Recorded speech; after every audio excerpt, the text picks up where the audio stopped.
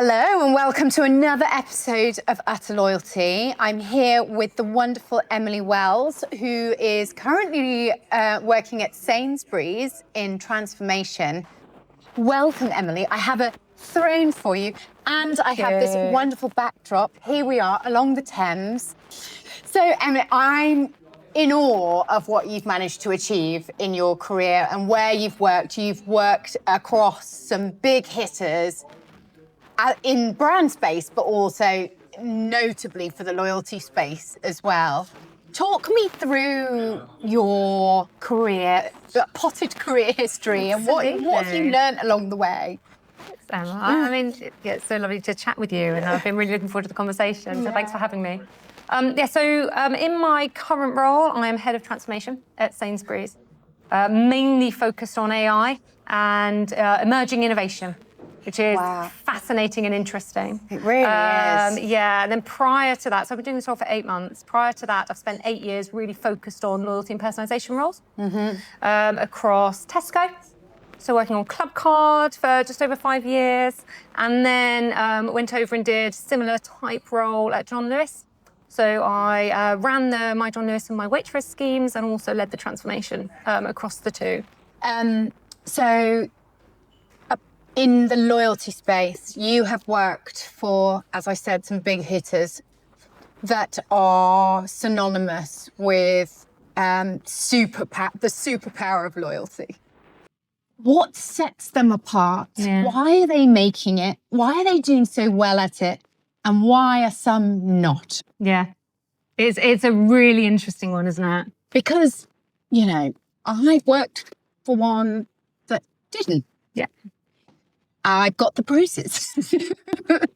I would really love your take on what do we need? What does a retailer need to be really successful? Because it doesn't happen overnight. Yeah. It needs investment and it needs staying power. That's my take anyway. But what do you think? Yeah, you're absolutely right. And sometimes I see loyalty, which is in a little box called loyalty that gives a few coupons and sits in marketing. Yeah. And that always breaks my heart a bit when I see that. Yeah. Because that's how business understands it. And you see really talented people working on these schemes, but actually if that's the box you're in, you haven't got that kind of senior buy-in to do more with that, then that's going to always be really limiting. And then you see those who are really leading. And, for me, that is people like Sephora and Amazon and Tesco and these kind of brands, purposely not mentioning my own Sainsbury's, which obviously I always mention first. But, when I'm looking at the market, you have these types of players and they just see loyalty in a totally different way, So it's the engine that drives the business. So, they really have that innate understanding. I always talk about, it has to be at the centre of the business, doesn't it? Absolutely. It's the data. Absolutely. And even sometimes you get leadership teams who pay lip service to that, but it's like, do you really understand what that means? You know what I mean? So it's about building a scheme which is absolutely irresistible and, it gathers complete and robust data and has high engagement in digital platforms. For me, they're probably the main areas. And it's then obviously you can use that to service things back to customers and make sure you have all that kind of side of things covered, which is fairly well understood. But I think the side where it tends to maybe fall down for many, which keeps them short of that market leading and being truly transformational, is what are you then doing with that data in your business to build things customers love, right? Yeah. So that's like, well, how are your commercial team using it? How are you using it to make sure you got the right stock in the right place? How are you using that data to make sure your operation runs as well as it can? How are you using it to build things that delight your customers, right? And then you've obviously got the retail media side of things as well. And then you've got this flywheel of value. And I think when you get that flywheel and that starts motoring, then that's for me when you become leaders and when you become truly transformational. However, that takes understanding. That's an enterprise-wide effort. And it's got to come from the top as well. Has to. And it's got to be believed from the top. It has. And, again, it always, that kind of breaks your heart a bit. And this is probably going to be quite triggering. But when you when I hear a lot of conversations around, but what's the, short-term return of that? And, but that budget isn't going to return within a few months. And I'm like, because immediately that's red flags that you're not quite understanding what this is.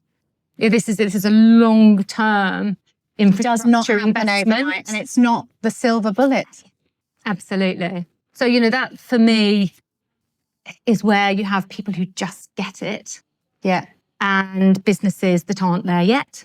Yeah. And, it's, and I also think there's no right and wrong. You have to decide where you're at. Yeah. And, that's for leadership to decide and everything else. But, I think that's when you really get into that conversation. And how do you think that plays into the state of retail in general at the moment? How do you see loyalty being part of the retail conversation? There's lots of retailers in, going south, shall we say. Yeah. The state of the high street isn't a great place at the moment. So what's your thoughts on that? See, for me, and I mentioned it earlier, but I think it really is that real customer centricity and loyalty and data is going to be the heart of how retail works. Yeah. Right? In the not too distant future. Already I see it as something that splits people apart between those who are suddenly ploughing ahead and those who are struggling a bit. But my personal opinion would be within 5-10 years, it's going to be more of a deciding factor. There's going to be a gulf. Absolutely. For many reasons. And, I don't need to talk about the importance of data in driving everything because that's really well understood. There's more interesting, broader things happening in retail and trends coming through around upcoming generations and that blurring of the digital and physical spaces, which I'm finding fascinating. Which we're starting to see drip through into stores already. I mentioned Sephora already. They're doing brilliantly. McDonald's are doing some really interesting stuff tying that in. But, it's if we look at these, our own children and, I've got a nearly 13-year-old and snap. The way they interact with the world, right? Yeah. So they don't see that binary physical digital in the same way that previous we do. cohorts have. Yeah. So they'll be in store and they'll be looking at something on TikTok and looking in the store and it blends. It's blending. It blends for them, right? Mm-hmm. So if we're going to be building retail experiences for these upcoming generations and that's how retail is going to come to life because they're going to expect that. Mm-hmm. Well, that takes kind of identifying customers and data and the ability to do all of this. And I think that's going to be incredibly interesting. Yeah. How that emerges. Oh, I can't wait. It's fascinating. It's going to be exciting, isn't it? And your role is about the implementation or experimentation with AI. I got that wrong. No. For Sainsbury's, not necessarily Nectar, but for Sainsbury's itself. Tell me what you're doing in that space. What's the future there? Yeah, so as you said, me and my team support thinking about the kind of AI transformation, and it's a really big enterprise effort in Sainsbury's. So I certainly wouldn't say we're leading that, but we're very much involved with that work. Obviously, I won't talk specifically about what we're doing because it's all highly confidential. It is. But I think I was hoping for a scoop there. I think in retail, it's just everywhere. Isn't it? And there's key things. There's key things that people are thinking about, and we would also be thinking about. And one is how do you use AI to find those efficiencies? Mm-hmm. I think that's a whole space, isn't it? So the efficiencies of our teams, the efficiencies of our supply chains, the efficiencies of our commercial teams, and that whole space is really interesting. Mm-hmm. You've got another whole area around customer experience, both in store and digital and loyalty, and how we're using AI to really step forward those areas. And there's this whole heap of stuff going on in the industry. And then you've got go down a rabbit hole, haven't you? Which is really the speed at which that is ramping up. I think is interesting. It's quite scary. Actually. Really interesting. Yeah. And when you think about loyalty, it's got massive repercussions for retail broadly, obviously. But if we think about loyalty, you've got probably more immediate things on the horizon, which is around, well, what's it going to do to kind of retail media and this kind of side of the flywheel, which is probably the more immediate impact. So when you think about how that might ramp up. But then you've got the longer term impacts, which is we could be in a world when this is more scaled in the market where, you have these emerging challenges around sign-up rates or engagement, or, are you starting to get holes in your data because customers are suddenly completing shopping through some of these kind of AI platforms not coming to platforms. So, how do you want to deal with that? And there's probably strategic decisions to be thinking about if you own a loyalty scheme around what do you want to do with your loyalty? That in. Well, and what do you want to do with your loyalty proposition? Like, is it something you want to reserve for transactions that go through your own platforms as a differentiator? Is it something you want to open up for customers where they complete transactions in kind of, through agentic platforms?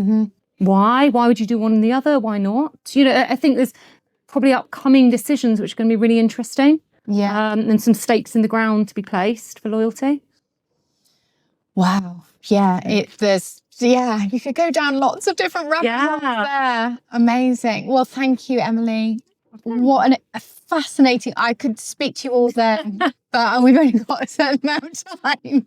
Thank you so much for joining me on Utter Loyalty. And I look forward to following your career. Thanks very much. Cheers.